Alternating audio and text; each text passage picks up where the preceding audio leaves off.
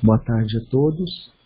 Essa é a nossa 58ª reunião do grupo que vem lendo e comentando a obra há 2000 anos de Emmanuel. A gente já está na segunda parte do livro, né? No capítulo 3, que é no Planos da Treva, né? Na última reunião, nós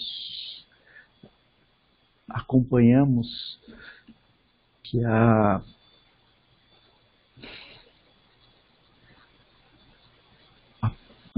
esqueci o nome.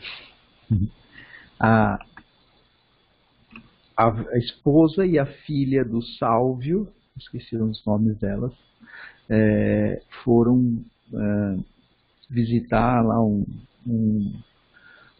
vidente, um mago, lá no Esquilino, que era um bairro bem depreciado lá em Roma, né, para tentar elas queriam a Aurélia, né? Ela queria conseguir que o Plínio, o marido da Flávia, fizesse que ele começasse a gostar dela, né?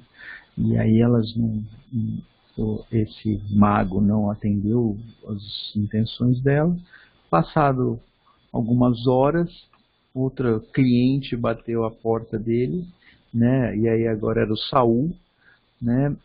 Querendo que ele fizesse alguma coisa para que ele pudesse ter a Flávia, né, a esposa do Plínio, para ele, né? E aí ele foi, as coisas estão caminhando, né?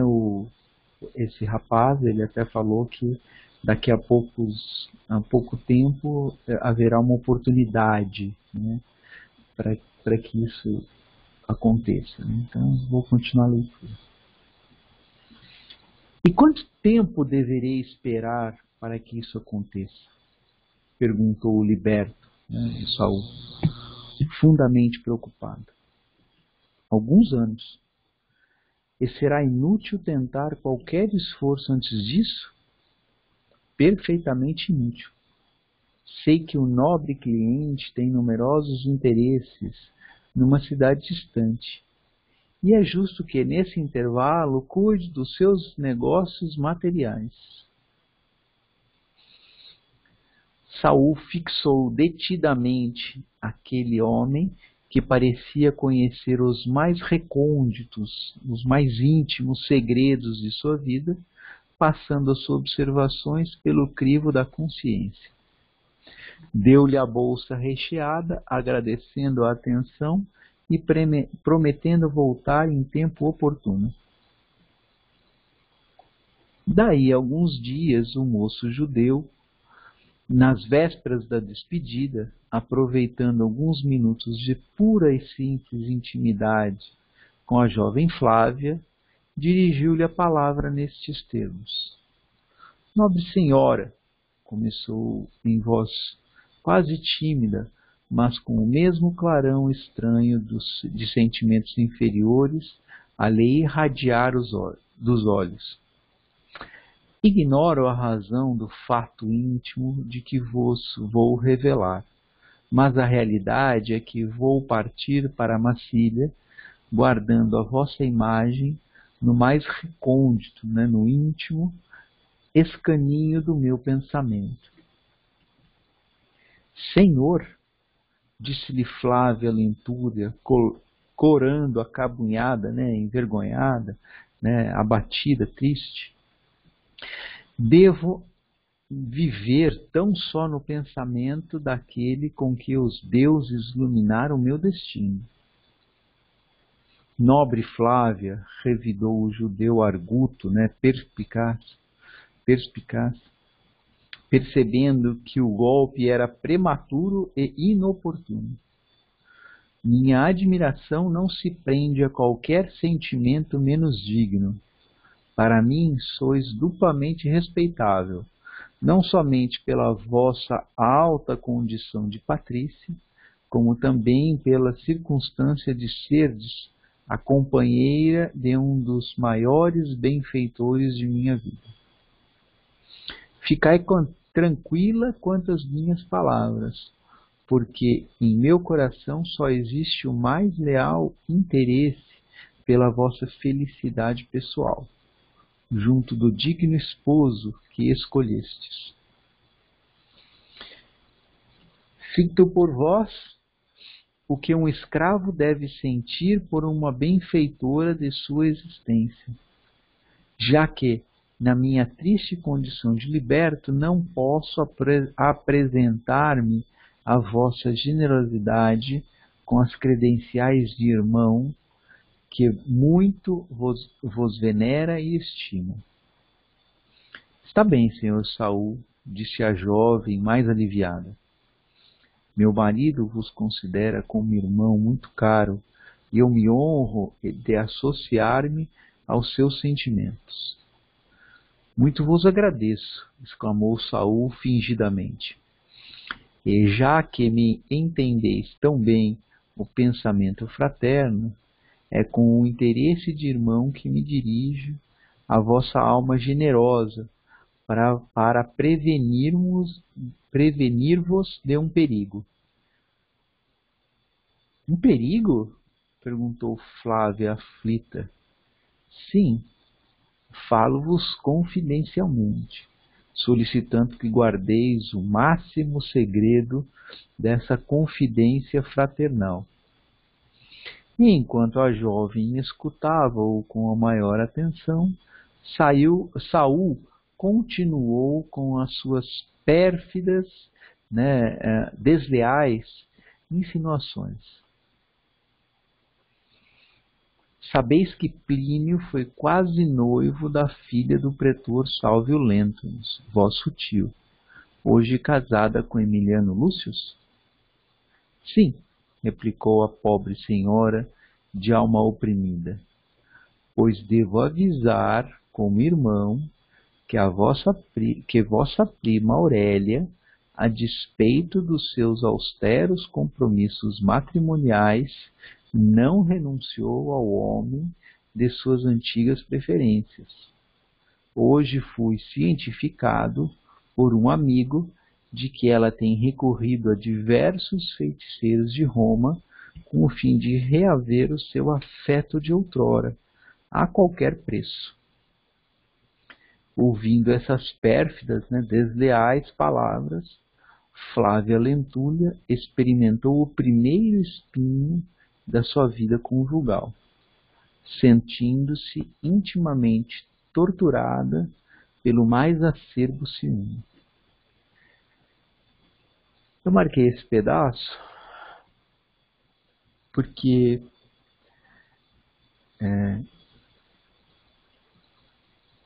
a gente quer ter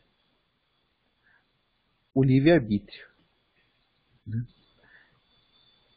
Se a gente quer ter o livre-arbítrio, a gente tem que colocar na cabeça que outras pessoas também vão ter o livre-arbítrio. Que todo mundo vai ter o livre-arbítrio. Então, isso significa que os desejos das outras pessoas, as vontades das outras pessoas, também vão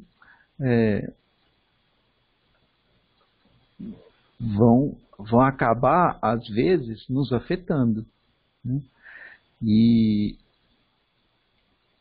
para mim, então, não parece uma coisa que eu não gosto, é daquela expressão que não cai uma folha da árvore sem o consentimento de Deus.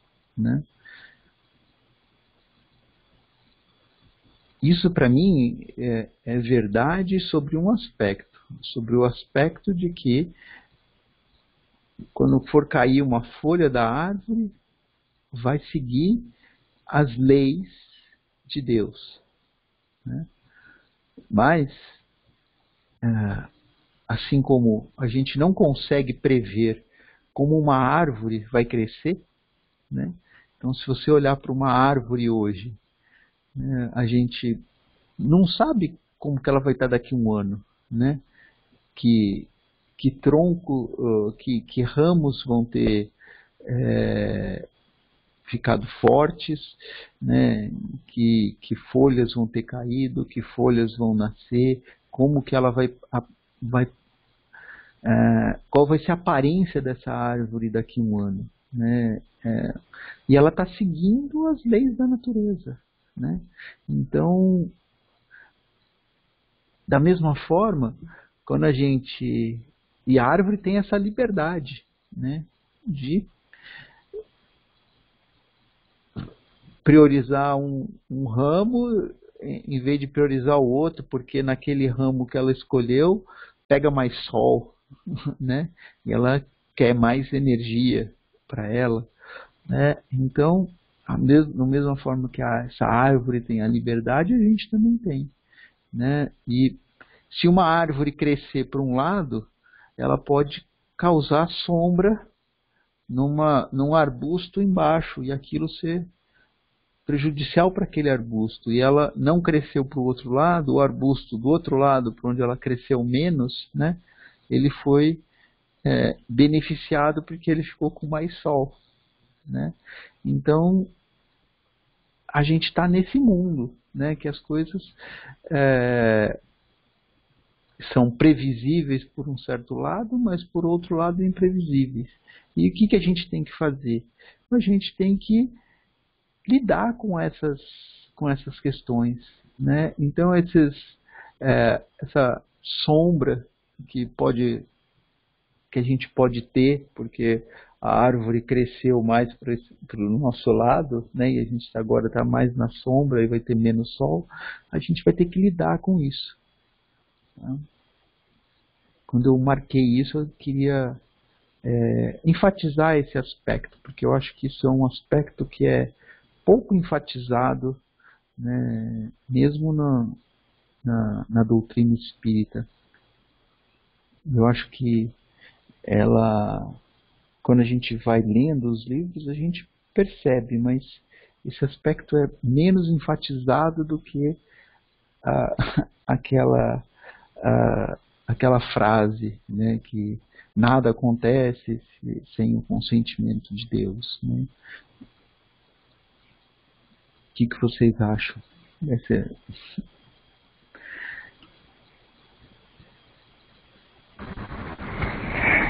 Eu acho que não tem a ver com consentimento, porque eu também acredito como você em livre-arbítrio, né? Mas eu vejo essa frase mais como ciência, né? Que Deus tem ciência de tudo, né? É como eu interpreto essa frase, assim. Mas eu também, eu acho que o livre-arbítrio é essencial na nossa vida e na vida do outro, né? E eu acho que é curioso quando a gente estava lendo essa parte, eu estava lembrando que a Flávia tem a reação parecida com a do pai, né? Quando também vieram fofocar da Lívia pro Públio, né? Claro, eu acho que é muito parecido com o que nós também, como nós reagimos muitas vezes, né? Não é diferente do que nós reagimos. E às vezes a gente insiste em acreditar num problema, né? A gente cria o problema todo na nossa cabeça, sem saber se ele de fato existe, né? Eu acho que às vezes a gente vive demais, em alguns aspectos a gente vive demais num futuro, né? Sem viver o presente. E acho que a gente tem que saber onde a gente deposita as nossas confianças, né? E de fato a gente só tem domínio, entre aspas até, de nós mesmos, né? Porque às vezes nem de nós, porque às vezes nem nós sabemos como nós vamos reagir, como nós vamos atuar, né? Agir em determinado momento, mas a gente só tem domínio sobre nós mesmos, né? E é o que você falou, né, Paulo? O livre-arbítrio não é só nosso, é do próximo também, né? Então, nessa situação aqui que a Flávia se encontra, né? Ela deveria parar e confiar no que ela sente e no que o outro diz que sente, né? O Plínio, né? E se por acaso no futuro viesse a acontecer, de fato, qualquer problema na vida conjugal por conta da Aurélia, ela teria que lidar com essa situação, né? Tudo tem consequências. E é o que você falou, estava falando da questão do arbusto, né? Se cresce para um lado, cresce para o outro. E é isso, acho que a vida segue a sua linha dentro... cada um segue o seu caminho dentro daquilo que tem, né? E a gente vai lidando com isso, né? Não sei se eu fiquei confusa para explicar, mas é o que eu estava pensando.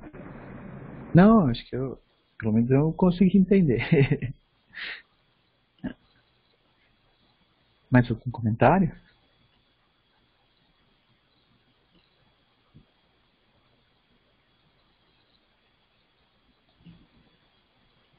Plínio resumia todo o seu idealismo, e toda a sua felicidade de mulher jovem.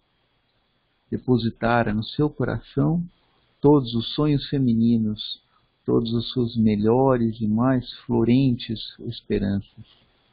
Assaltada pela primeira contrariedade da sua vida social, na grande cidade de seus pais, sentia naquele instante a sede devoradora de um esclarecimento amigo, de uma palavra carinhosa que viesse restabelecer o equilíbrio do coração, agora turbado, né, invadido pelos primeiros dissabores.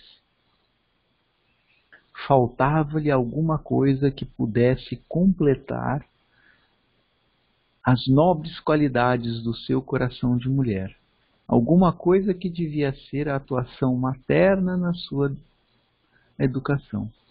Porque Públio Lentulus, na sua cegueira espiritual, lhe moldara o caráter no orgulho da estirpe, né, da classe, da posição social.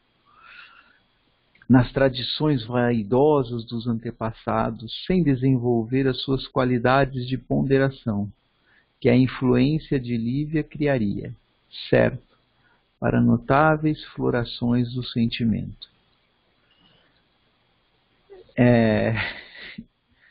Quando eu escolhi a lição, eu não imaginei que a lição da abertura que fosse tão perfeita nesse aspecto aqui, né? Porque o Públio estava ensinando, né, aspectos materiais, né? E na nossa lição de abertura a gente viu que a gente também tem que olhar os aspectos espirituais, porque senão a gente pode não estar seguindo o principal, né? A gente que é na nossa vida aqui esses aspectos espirituais, né? Então, e aí para ela agora faltava esse apoio, né? Porque quando começam a ocorrer esses dissabores, como ele fala na parte material, se a gente acha que isso é tudo que a gente tem, né? Aí a gente fica muito preocupado, né? E abalado com aquilo. Agora, se a gente percebe que aquilo lá está acontecendo só no aspecto material, né, mas que o aspecto espiritual a gente continua forte, a gente continua conseguindo os nossos objetivos, né? Então aqueles dissabores perdem um pouco a importância, né? Algum comentário?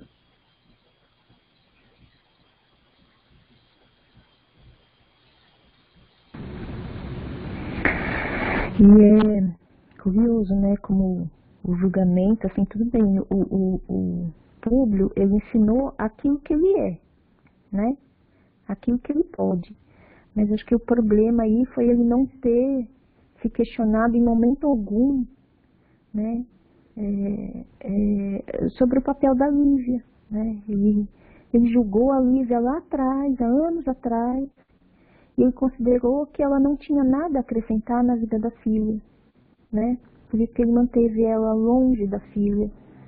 E faltou essa influência materna, né?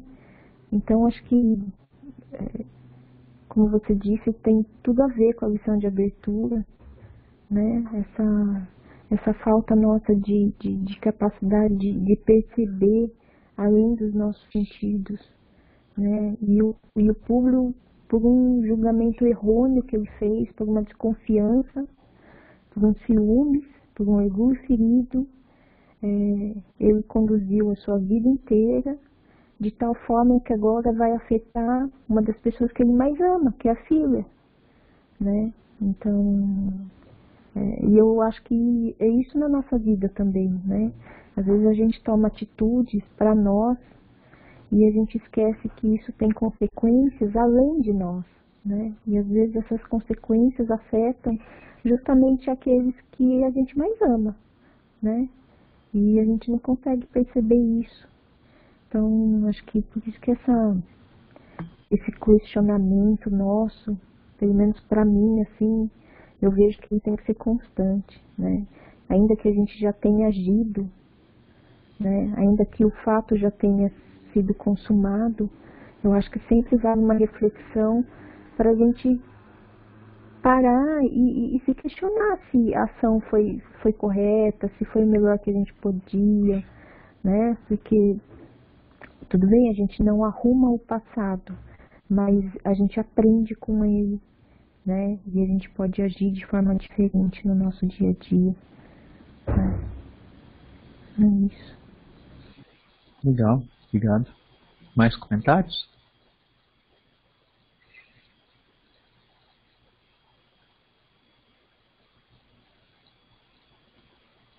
A jovem Patrícia sentiu o coração despedaçado por um ciúme quase feroz.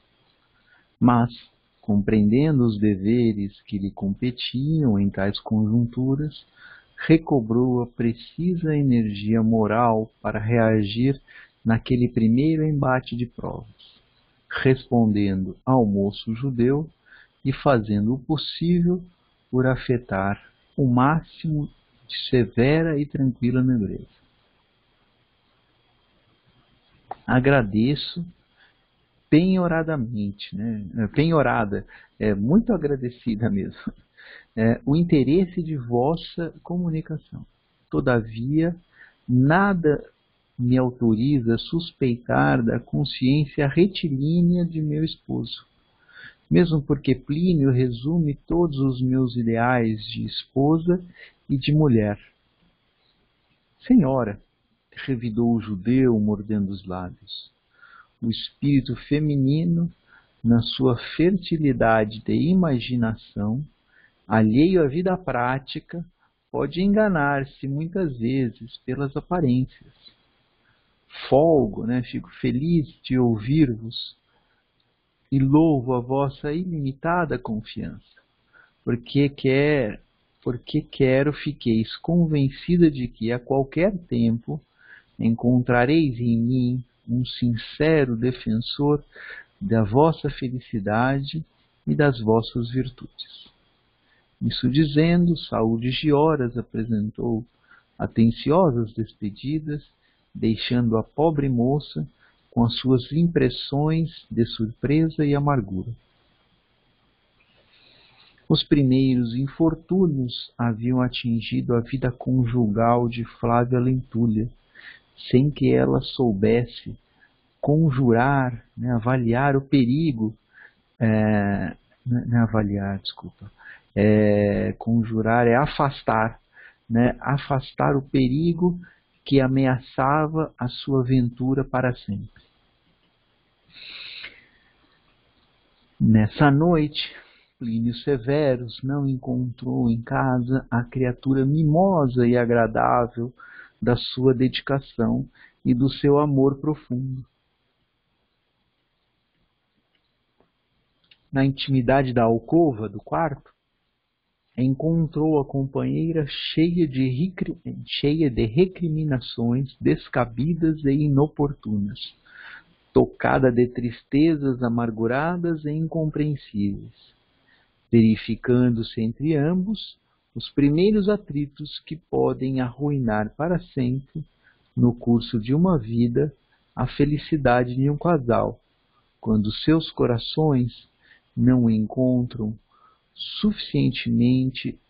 se encontram suficientemente preparados para a compreensão espiritual, no Instituto das Provas Remissoras. Embora a estrada divina de suas almas gêmeas seja um caminho glorioso para os mais elevados destinos.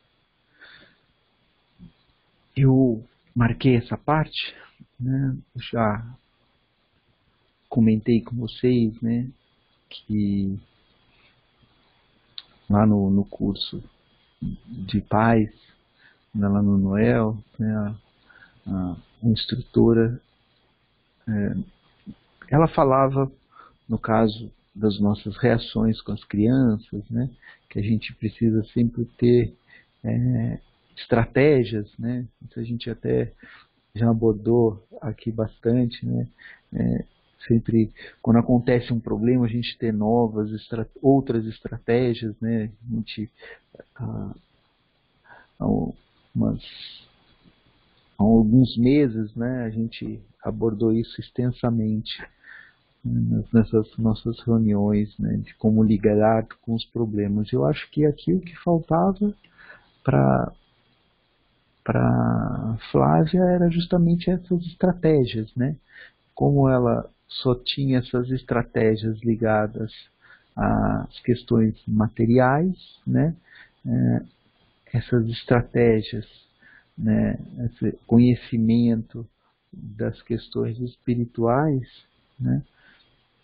Acabavam, né? A falta dessas estratégias acabavam colocando-a numa situação mais difícil, né?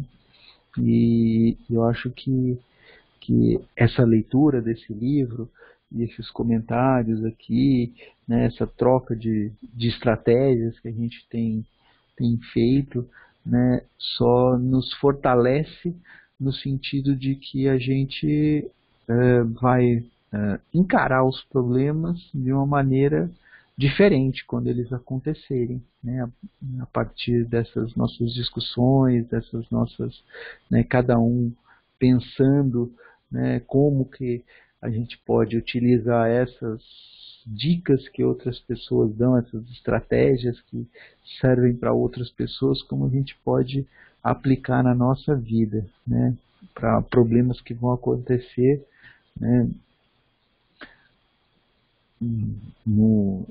com a gente, né? Então, era isso. Alguém quer fazer algum comentário?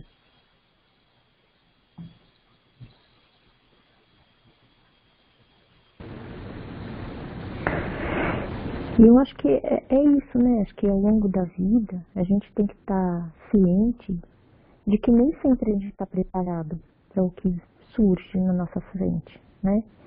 Mas a gente tem que desenvolver um pensamento de confiança e bom ânimo, né? A gente pode não estar preparado, mas isso não quer dizer que a gente não obtenha bons resultados por não estar preparado, né? Porque é da vida a gente experienciar e durante a experiência angariar os aprendizados, né? E elaborar estratégias, né?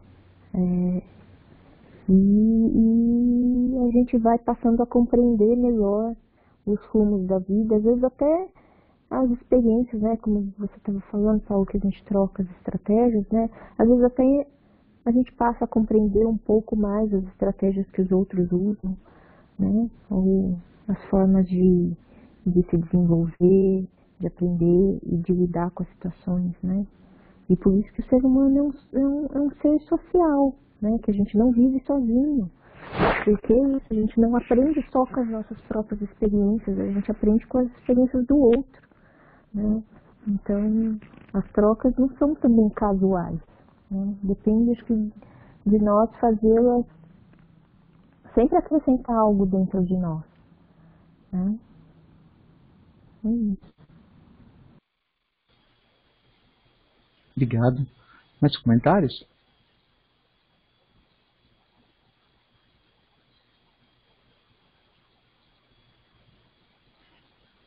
Em breves dias, Saul regressava a Massília, esperançoso de concretizar algumas realizações de ordem material, de modo a regressar a Roma no menor espaço de tempo.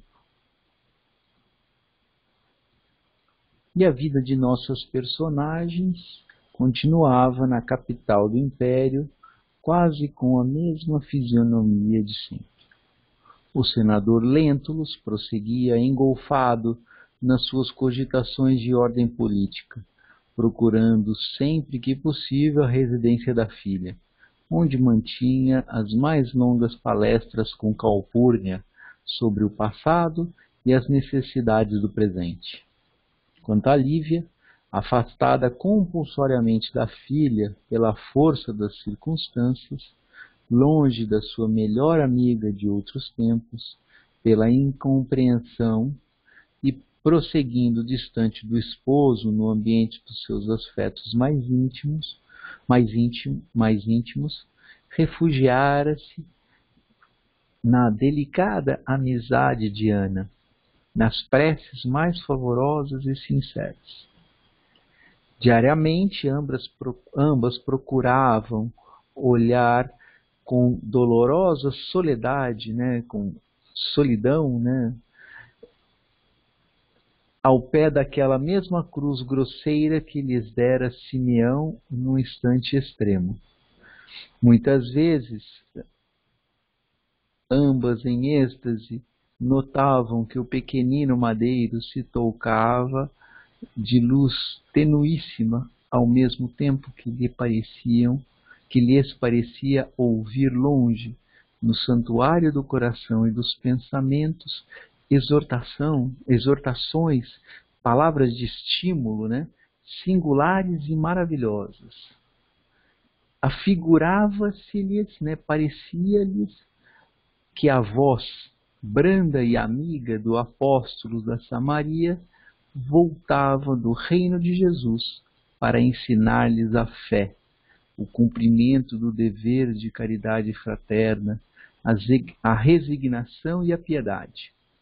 Ambas choravam, então, como se suas almas, sensíveis e carinhosas, vibrassem as harmonias de um divino prelúdio da vida celeste. Prelúdio, assim como a gente tem num livro um prefácio, né, que tem uma certa independência do livro, né, o prelúdio é a mesma coisa numa música. Ele tem uma certa independência e é feito antes da música.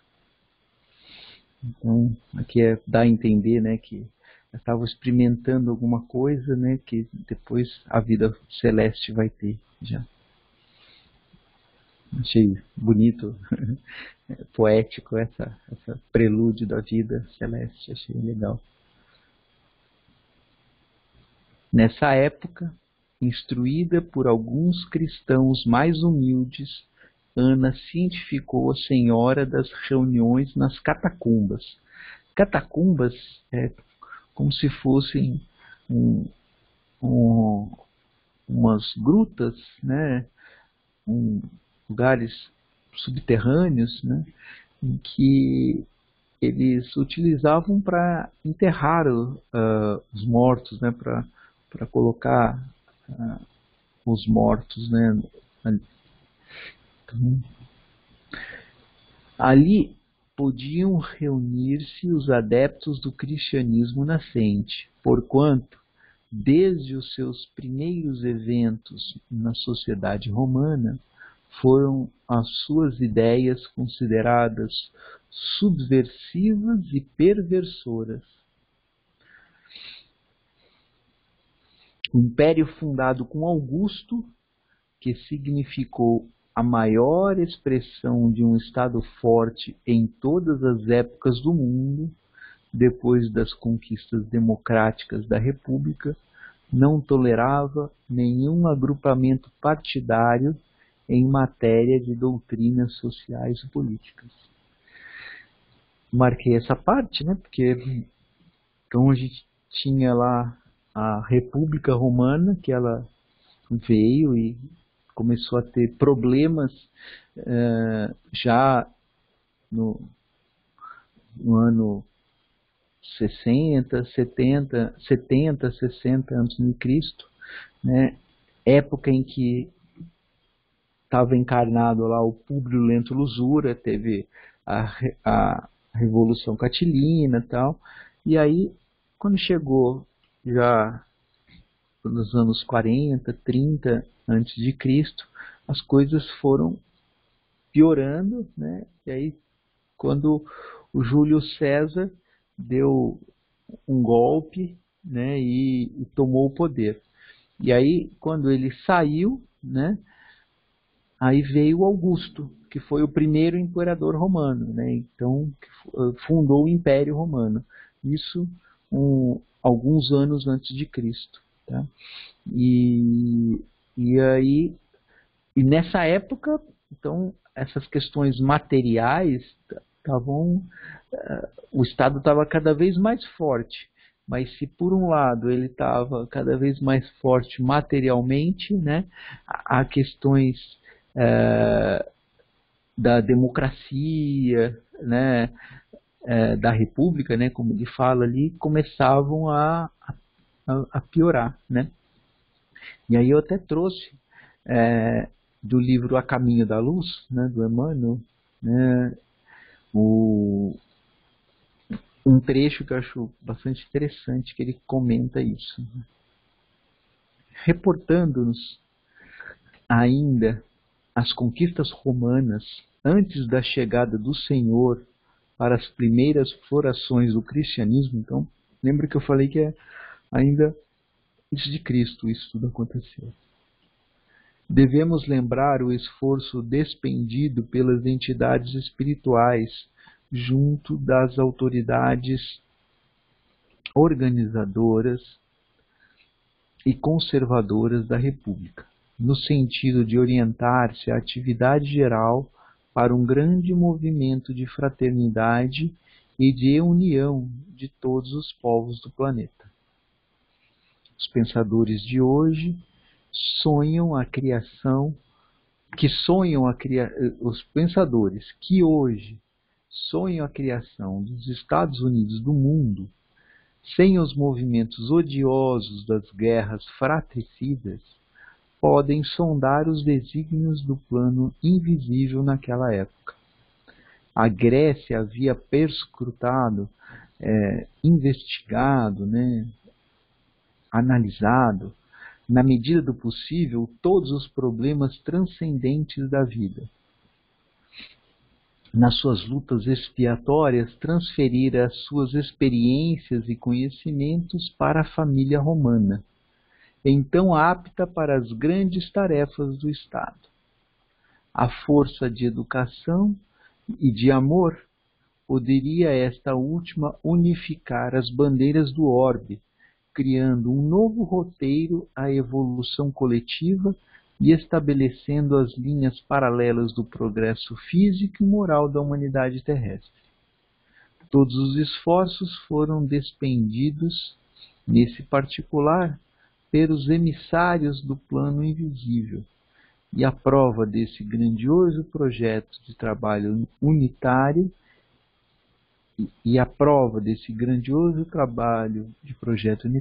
é que a obra do Império Romano foi das mais promissoras, foi das mais primorosas em matéria educativa, com vistas à organização das nacionalidades modernas. Algum comentário sobre essa parte, sobre alguma pergunta sobre esse trecho aqui do A Caminho da Luz?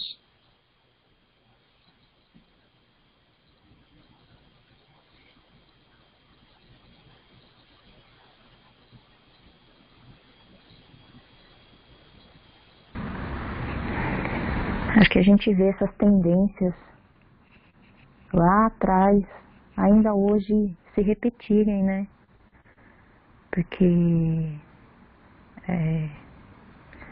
acho que são várias, eu fico pensando assim, que são várias as tentativas do plano espiritual de nos colocar num caminho, né? De colocar num caminho de bem na humanidade. E acho que essa luta nossa, como seres humanos, entre as questões materiais e as questões ideais, né, assim, as expressões mais belas nossas como ser humano, elas sempre se debatem, né. Eu não lembro, tinha um parágrafo um pouquinho antes que você colocou, e um pouquinho antes desse primeiro parágrafo que está mostrando aqui, que ele fala ali, ó. Tá bom.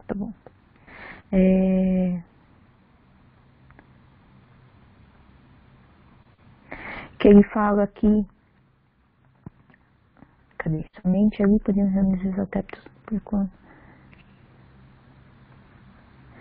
Ali, ó, que ele fala ali no final, né, sobre o crescimento do cristianismo e que as ideias do cristianismo eram consideradas subversivas e perversoras, né?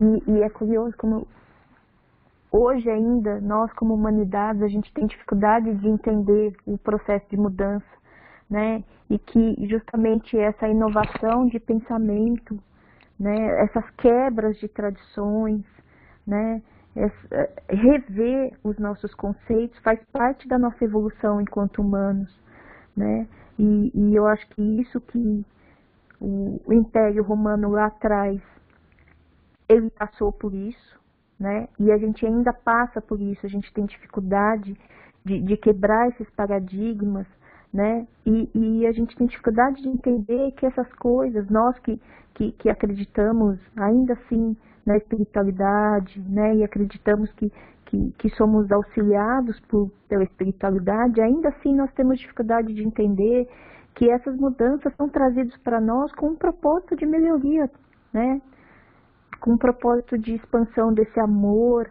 né, e que a educação não é porque nós aprendemos uma coisa que os conceitos têm que ser estanques, né.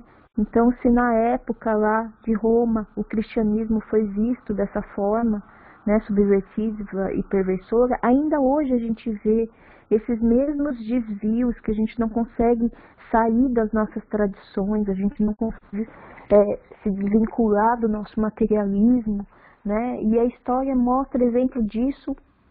Nossa, tem exemplos incansáveis ao longo da história, né? Hoje, mais recentemente, se a gente for ver o que era os Estados Unidos há pouco, né? Não que ela tenha mudado tanto, mas era expresso no seu líder, né? no Trump, que ele falava America First, né? Ou seja, Estados Unidos em primeiro lugar, e ele, a gente viu isso durante a pandemia, ele não tem para ninguém, ele saiu comprando tudo quanto medicamento e questões de vacina e tudo, e sem se importar com os demais países, né? Então a gente ainda hoje vê essa força do materialismo, essa dificuldade da gente se desprender das nossas tradições e desse nosso orgulho de raça ou de país, né?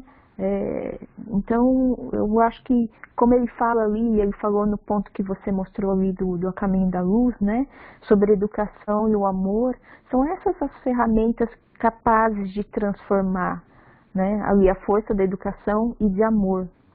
Poderia esta última unificar as bandeiras do orbe.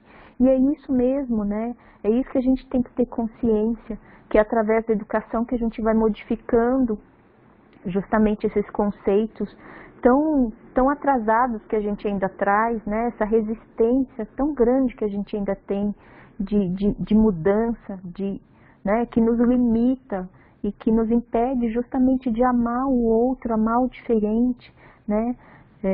Então, é só através disso que a gente modifica as crianças e os jovens que vão trazer essa transformação, né? Que trazem um grande potencial e trazem esse grande potencial por quê? Porque eles têm mais tempo de vida do que nós, né? Mas esse potencial, é claro, reside dentro de cada um de nós, né? A educação se faz pelo exemplo, né? Não é só a educação acadêmica, mas é uma educação muito maior, e que é justamente essa educação e essa propagação desse amor, né? Então, acho que se a história mostra, né, determinadas coisas que ainda se repetem, né, cabe a nós termos consciência de que nós somos pessoas capazes de agir dentro do nosso meio, dentro do nosso dia a dia, né? E a gente não é capaz de mudar a nossa cidade, o nosso país, o nosso mundo, né, pelo papel que nós exercemos, mas nós somos capazes de trazer exemplo para aqueles que nos cercam, né, que seja dentro da nossa família, no nosso círculo de amigos, no nosso círculo de trabalho, né, e é sempre com esse questionamento, né. Lembrei aqui do Fiore, que sempre falou da questão das conveniências e dos valores morais, né? É isso, esse questionamento que é saudável e ter essa abertura de mudança, né? Porque a mudança nada mais é do que o livre-arbítrio, né? É o mundo progredindo, somos nós em progresso. É isso, falei demais. Não, foi ótimo. Mais comentários?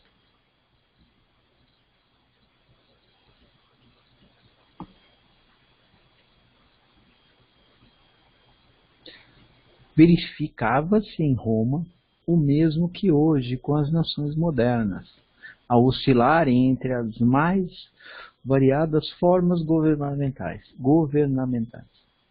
ao longo do eixo dos extremistas e dentro da ignorância do homem, que teima em não compreender que a reforma das instituições tem que começar no íntimo das criaturas, né? Você até comentou, Angélica, que a gente quer as mudanças, né? Que a gente não pode fazer muito, mas a gente pode fazer.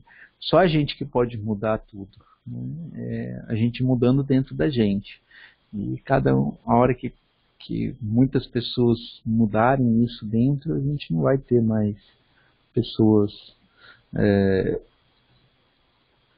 que não desejam a democracia, que pregam pela violência e pensam só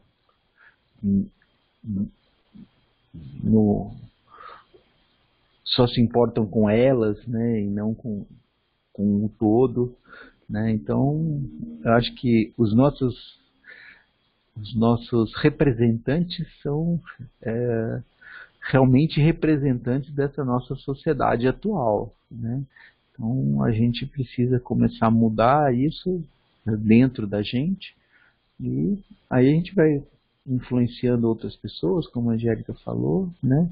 E com o tempo a gente vai ter governantes que sejam representantes de outra sociedade, e provavelmente esses representantes serão diferentes. Enquanto a sociedade tiver os valores que elas têm hoje, a gente vai ter esses representantes aí. Comentários? E eu fico pensando que a gente tem que aprender a olhar também a nossa história com sabedoria, né? Não é porque determinadas coisas ainda se repetem ou ainda acontecem, isso não significa que não haja mudanças, né? É curioso, assim, tem um filme que ele é antigo, mas eu não sei porquê, eu nunca consegui assistir ele, assim, por N motivos, né? Não por falta de vontade, né? Mas sempre tinha alguma coisa a mais, sei lá, que eu não podia assistir, que era A Cor Púrpura. Não sei se vocês já viram, esqueci o nome da atriz, mas que mostra justamente como é que era uma mulher negra no sul dos Estados Unidos, lá na década de... acho que era antes, será que era a década de 20, 30, não lembro. Eu acho que era. Eu acho que era, né? Porque Uhum. não era o período de guerras, era entre guerras, e mostrava como era um absurdo. E hoje a gente vê, tudo bem, existe o preconceito, ainda existe, né? Existe preconceito muito grande ainda contra os negros. Existe ainda o preconceito contra a mulher, ainda existe, né? Mas não era como era naquela época, né? Que a mulher não podia nem dar um ar pro marido que levava um tapão na cara, a mulher não podia nada, né? O negro menos ainda, né? Assim, então, assim, as coisas mudam, óbvio, né? Não mudam na velocidade que a gente gostaria, mas acho que a gente tem que desenvolver essa sabedoria de olhar para o nosso passado, entender que as mudanças acontecem, não acontecem no nosso tempo, e que nós somos responsáveis por essas mudanças, né? Assumir essa responsabilidade, né? Que nós temos esse papel ativo, né? Como no judiciário, né? Você pode falar mais, né, Paulo? Tem alguns crimes que são considerados crimes, né? Por um ato ativo, né? Por uma ação de fato, ou por uma omissão, né? Às vezes a omissão é considerado crime, né? E se na lei dos homens a gente enxerga isso, né? A omissão também como crime, a gente também tem que se questionar isso, né? Os momentos que a gente se omite voluntariamente, né? E a gente se deixa levar pela conveniência, como diz o Fiore, né? Não que a gente tenha que transformar tudo na nossa vida num cavalo de batalha, né? Mas a gente tem que decidir conscientemente a nossa responsabilidade. Eu vou pular essa parte dos crimes, eu vou voltar na Cor Púrpura. Tem um outro filme que não é tão pesado assim, né, tão denso quanto a Cor Púrpura, mas que trata também dessas questões, da mesma forma com que você falou aí da Cor Púrpura, que, se eu não me engano, chama Vidas Cruzadas. Aí é um romance, né, e aí conta a história de uma moça que ela formou em jornalismo, ela resolveu escrever um livro contando os absurdos que aconteciam com as negras também lá do sul dos Estados Unidos, né? E o livro e o filme é divertido, assim, né? Ele trata de questões muito importantes, né, de uma forma com humor, assim, é legal. Quem quiser assistir, vale a pena. E eu já assisti esses dois filmes, né? E o que eu mais gosto nas Vidas Cruzadas é a história da torta. A torta é fantástica. É legal. Aquilo ali eu me senti vingada também, viu? A da torta é fantástica. Esses teus que sabem o que é, né? Mas é fantástico. Ela faz uma coisa assim que eu falei, aí, né? É isso aí mesmo. E a outra se deliciou. Gente, eu vou falar, era uma torta de merda. E deu para ex-patroa dela, que era uma nojenta, uma preconceituosa, uma da sociedade, e a mulher come, se delicia e pergunta para ela do que foi. Ela falou, foi feito da minha merda. Ai, eu tava aqui pensando se você não ia dar nenhum spoiler. Tava demorando, né, Angélica? Tava demorando. Mas apesar do spoiler, pode assistir que é legal. É lindo, não é lindo. E também a Cor Púrpura é maravilhosa. A Cor Púrpura assisti acho que esse filme 2 ou 3 vezes. A Cor Púrpura a gente sofre muito com ela. E a Vidas Cruzadas é que nem o Paulo falou, é um pouco de comédia, porque as negras são demais, né? Nossa Senhora, elas são demais. Eu gosto desse filme porque eu fico torcendo, né? Para vir as coisas. A gente sofre, mas a gente vê que no final tudo fica bem, né, para ela, né? E a capacidade de resignação dela, assim, de superar tudo aquilo, né, é muito bonito, né? Uma lição muito grande, né? A Púrpura você não assistiu, vou ficar falando um pedaço. É lindo. Não, eu assisti esses dias. Eu levei muitos anos para assistir. E eu assisti esses dias. Eu gosto quando ela encontra os filhos, né, que tiraram dela. É linda aquela cena lá. É tudo muito bonito, né? Eu gosto quando ela gospe na limonada do sogro. Ah, eu adorei aquilo também. Adorei. Ai, isso me lembra, assim, e eu sempre me lembro da Vó Marta, né, nesses momentos que a Vó Marta... Eu me lembro quando ela falou isso num evangelho que eu estava presente, que ela falava assim, que não há nada ruim, né? Tudo depende do aprendizado que a gente leva, né? Ela estava falando, inclusive, dos programas de televisão, ela usou a televisão como exemplo disso, de que a gente pode aproveitar, pegar bons exemplos em qualquer coisa, né? Porque às vezes tem gente que critica ou opta por não assistir, sei lá, determinados conteúdos e tal. E eu me lembro, e ela estava falando das novelas, e eu me lembro, assim, para mim foi um aprendizado muito grande.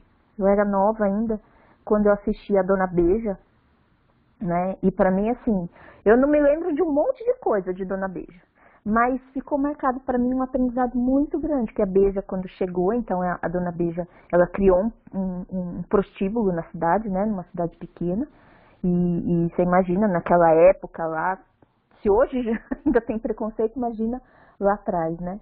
E ela criou um prostíbulo e as senhoras da cidade pegaram e mandaram para ela um balde cheio de merda de cavalo, né? E ela aceitou aquilo, né? E depois ela pegou e mandou para as senhoras da cidade rosas vermelhas, né? E ela colocou lá um recadinho assim, né? Que aquelas rosas eram frutos daquela merda que eles mandaram para ela.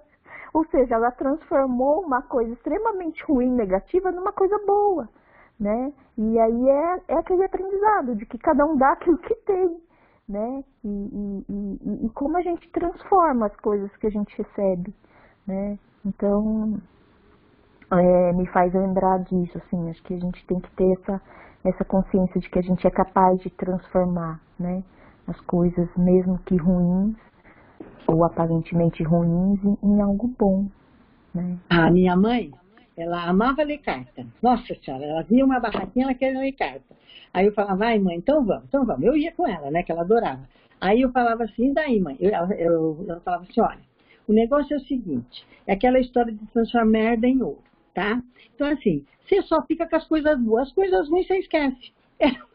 Eu falava, mãe, só você mesmo, viu? Então ela me escutava, falava, mas não tem nada de ruim. Não lembro, não sei, só sei as coisas boas. Então era uma maneira legal. Isso aí que merda se transforma em ouro, eu escuto isso há muito tempo, em uma série de coisas aparece isso, né? É que nem no teatro.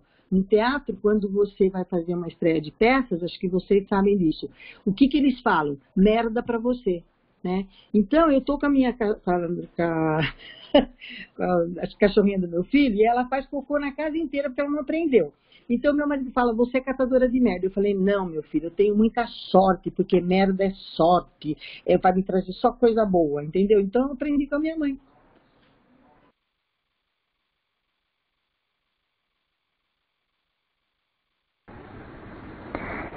E essas coisas é que tem que transformar o nosso íntimo, né? São esses aprendizados que a gente utiliza para nos transformarmos e para justamente ensinar aos outros, né? Tentar educar, tentar dar uma visão diferente, que é o que, infelizmente, assim, o público toleu a Flávia disso, né? E ela ficou só com aquele lado materialista e por isso vai trazer muito sofrimento a ela, né? Porque faltou esse desenvolvimento a ela. Não que ela não possa vir a desenvolver, né? Mas é isso, às vezes a gente tem menos ferramentas, né?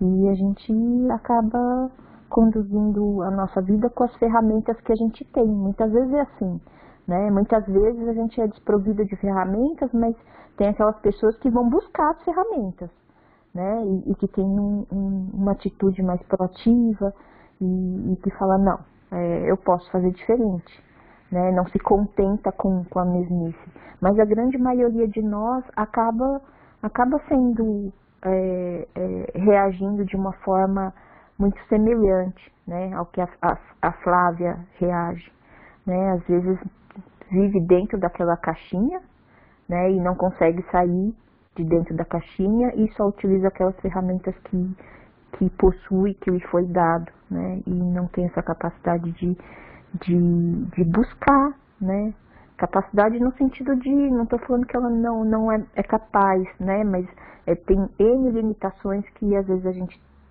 guarda dentro do nosso íntimo, né, e nós nos limitamos justamente por essas questões.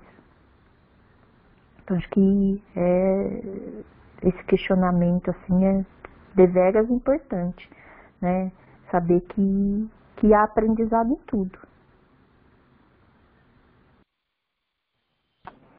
E você vê a responsabilidade dos pais, né? Que os pais têm que ensinar também esse lado espiritual, esse lado de anjo, de espiritual mesmo, entendeu? Que você tem que ensinar uma religião, vamos dizer assim, para o teu filho, não importa qual, né? Porque quando nascia um neto dos meus pais, a primeira coisa que eles davam era um anjo da guarda. E como eu fui muito próxima da minha mãe muito me ajudou com meu filho, ela ensinava ele a rezar, e na Edições Paulinas tem um monte de livrinho de criança que ensina Ave Maria, Pai Nosso, ensina um monte de coisa bonita, sabe? Ele tem até hoje. Então, assim, foi uma coisa que é essencial para um pai e uma mãe ensinar isso para os filhos. Você vê, a Flávia vai sofrer, ela vai chegar, acredito, que a gente chega, mas a duras penas, sendo que poderia ser um pouco mais leve com tudo aquilo que a Lívia podia trazer para ela, né? E que o pai, burro, ignorante, um burro, deixou tudo isso deixado de lado, né? E ele é um burro para mim, tá? É um ignorante.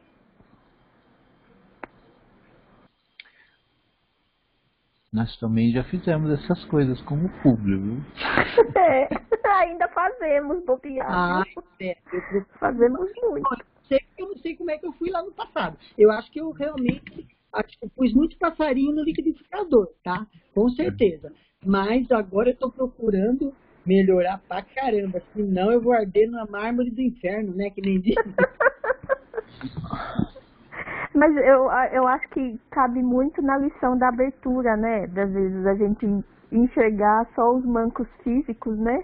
E não enxergar as nossas mazelas, né? Da nossa alma, né? E às vezes a gente acha, assim, a gente está tentando trilhar um bom caminho, né? Mas a gente tem que ser capaz de enxergar também as nossas falhas da nossa alma, né? Tem que ser capaz de falar assim, opa, eu também sou, eu também tenho, né? Porque isso abranda, acho que mais ainda no nosso coração, o julgamento sobre o outro, né? E acho que qualquer coisa que abranda nossa habilidade, nossa língua na hora de julgar o outro, só traz benfeitoria para nós mesmos, né? Porque a gente trilha com mais tranquilidade, seguindo muito mais esses preceitos de amor que Jesus veio nos trazer, né?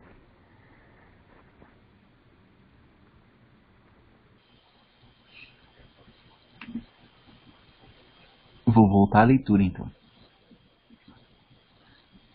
As únicas associações admitidas eram, então, as cooperativas funerárias, em vista de seus programas de piedade e proteção aos que já não podiam perturbar os poderes temporais do César.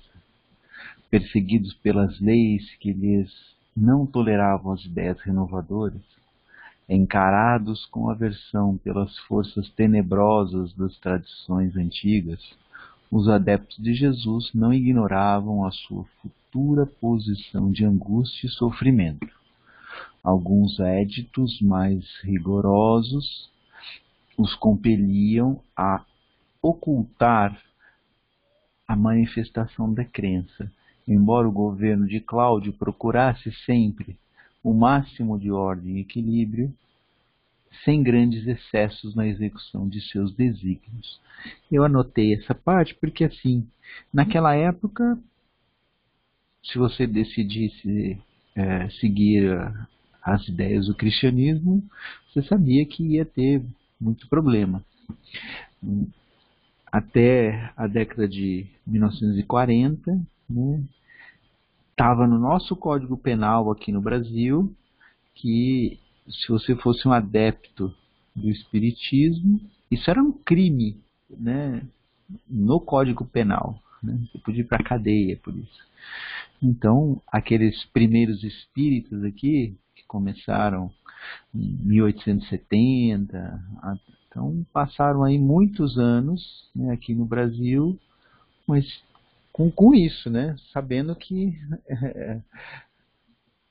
aquilo que eles fizessem podia ser considerado crime, né? Então, às vezes a gente tem que escolher, né, seguir o nosso coração independente das consequências. Algum comentário? Nossa, Paulo, não sabia disso, não. Crime? No Código crime. Penal? Código Penal. Que isso? Que É verdade. Então ele era tudo escondidinho, que nem se fosse uma revolução, né? Isso aí a gente fazia, aqui as coisas eram dessa forma. Depois que já teve lá já no final, né, um pouquinho antes de ser revogado isso, né, quando o Chico já estava, né, trazendo os primeiros livros, as coisas já estavam mais calmas, né? Apesar de estar na lei que era um crime, acabava que as pessoas não cumpriam, né? Faziam vista grossa isso, mas antes teve uma perseguição muito forte aqui no Brasil.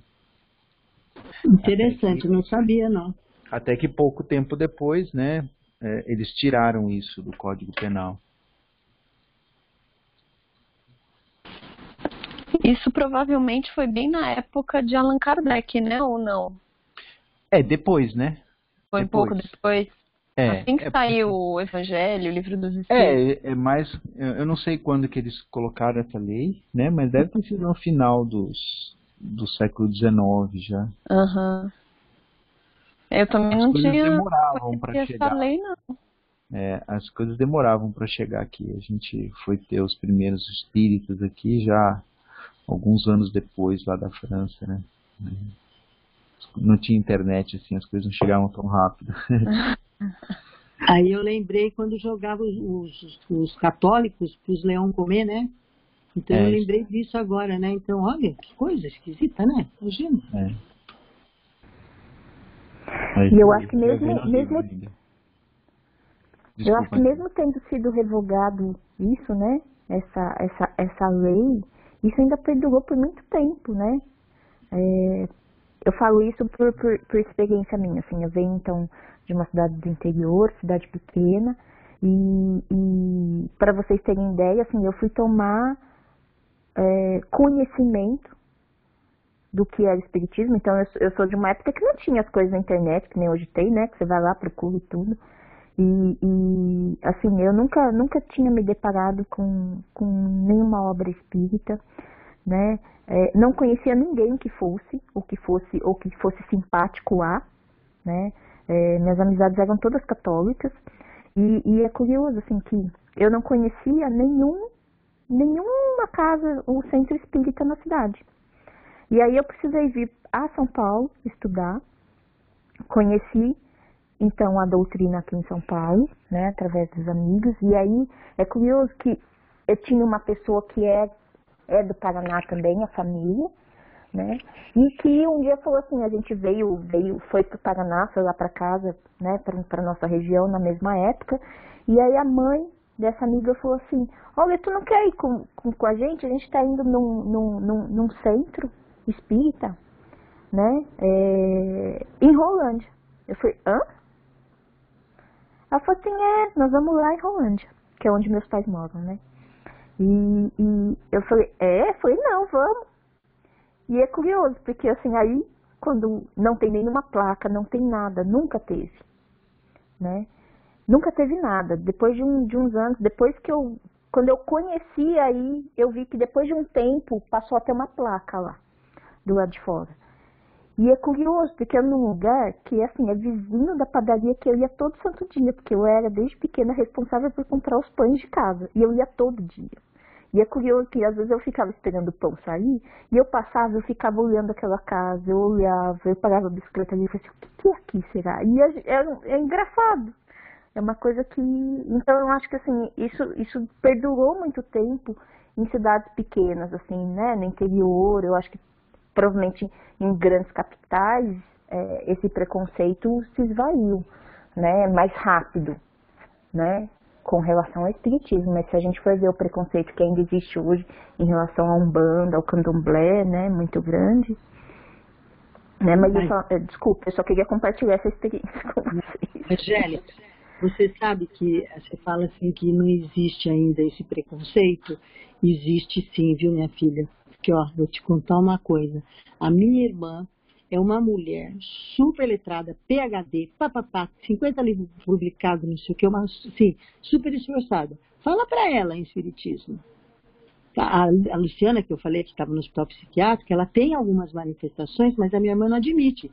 E o dia que ela viu uma manifestação minha, ela queria me internar, sabe? Então, você vê, dentro da minha família, tem um outro irmão, 2 irmãos meus também, que, nossa, não pode nem ouvir falar.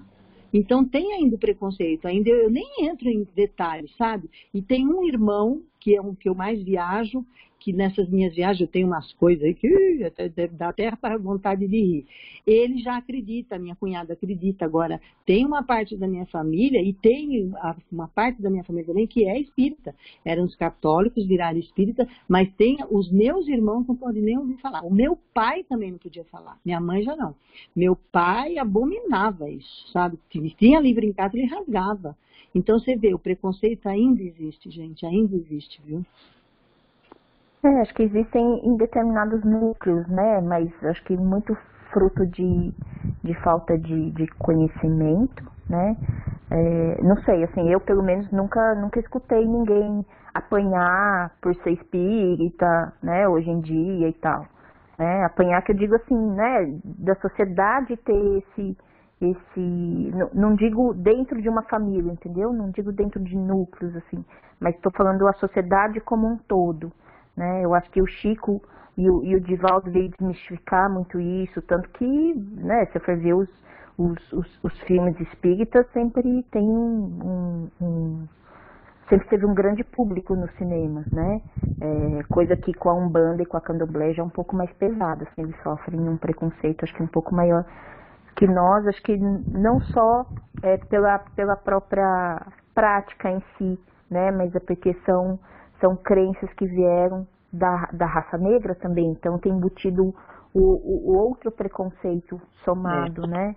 Verdade, verdade. E você falou bem, né, falta de conhecimento.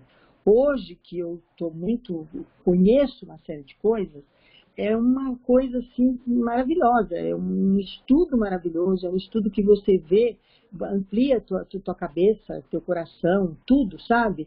É isso que você falou, é falta de conhecimento, porque se você for ver, então não é nada daquilo que passam pra gente, né? Que isso é uma coisa que passou. Eu lembro de falar de espiritismo quando eu era mais jovem, meu Deus do céu, era a mesma coisa, entendeu? Hoje eu estudo, nossa, eu vejo, às vezes eu vejo missas, e eu vejo o padre falando exatamente algumas coisas que eu aprendi no espiritismo, sabe? Então eu falo, gente, tem que ter, né, preconceito.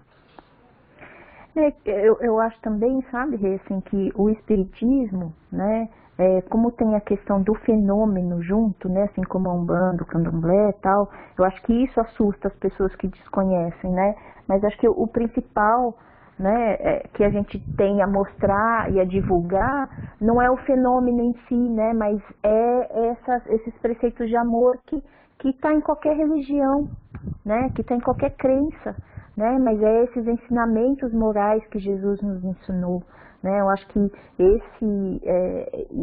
essa questão do questionar, essa questão da autonomia, essa questão do livre-arbítrio, né, eu acho que são essas coisas que a gente deve levar ao conhecimento das pessoas, né, a gente não precisa falar em religião, né, a gente não precisa levar esse termo, né? Mas é muito mais essa questão de postura mesmo, de confiança, de bom ânimo, né?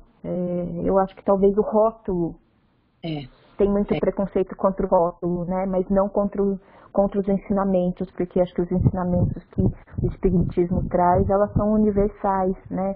Acho que a gente pode introduzir isso aos poucos, né? Na medida que a pessoa vai perdendo seus medos, a gente pode ir falando de outras coisas que o Espiritismo também nos ensina. E você falou bem, é o medo de alguma dessas manifestações. Agora melhorou pra caramba, meu Deus do céu, como melhorou. Mas quando eu tinha, eu sempre me transformei muito. O meu marido já percebia, ele entendia, porque eu mudo a voz, mudo a cara, mudo tudo. Meu filho tem medo, tá? Mas ele respeita tudo que eu estou fazendo, né? A minha irmã já não respeita. E esse meu irmão que acredita, como eu viajo com ele, dependendo do lugar que eu vou, e eu até nem evito alguns lugares porque eu sei que vai vir. Eu lembro que na China veio um chinês, minha filha, ele falava comigo toda hora que era para eu ir embora, que ele me amava, pá. Na Inglaterra, veio um que não tinha olho e tinha as costas tudo machucado, então eu me transformo muito. Então é o medo, isso é verdade, é o medo de você ver aquilo, né? Então, assim, quem está acostumada, que sabe de mim, não tem medo, porque sabe que rezando comigo, falando comigo, vai falando, vai rezando, não pode brigar, porque se briga fica pior, porque eu já bati no meu marido, porque ele começou a brigar, aí eu voei em cima dele, ele que me contou, porque algumas coisas eu tenho consciência, as outras não. Mas é isso que você falou, é o medo disso aí. Sabe? E que não é aquilo que a minha cunhada fala, não entende muito, né? Ela fala, é muito amor. E é amor mesmo, porque quando começa a falar em amor, eu vou me acalmando. E aí eu peço para rezar, ou então eu peço para me enfiar no chuveiro, água, sabe? Então, é bem isso, é amor e entender aquele momento que a gente está passando, amor, rezando, rezando, rezando. E o pessoal que está comigo, né, aqui ainda, e viu um monte de coisa na aula. Que eu caía, eu saía, eu era fogo, sabe? Mas graças a Deus, minha filha, eu estou maravilhosa. A gente precisa estudar bastante para compreender e não permitir que isso aconteça, tá, Regina? Você não pode permitir que isso aconteça. Então, Paulo, você antes de estudar uma coisa, aí você veio para o estudo, isso você tem que, a Angélica sabe disso, ela faz esse trabalho lá na desobsessão, você tem que aprender a lidar com essas questões, tá bom? Então, é o que eu vou parar a gravação aqui, porque aí daí já é pessoal, tá bom? Assim a gente pode continuar conversando sem a gravação.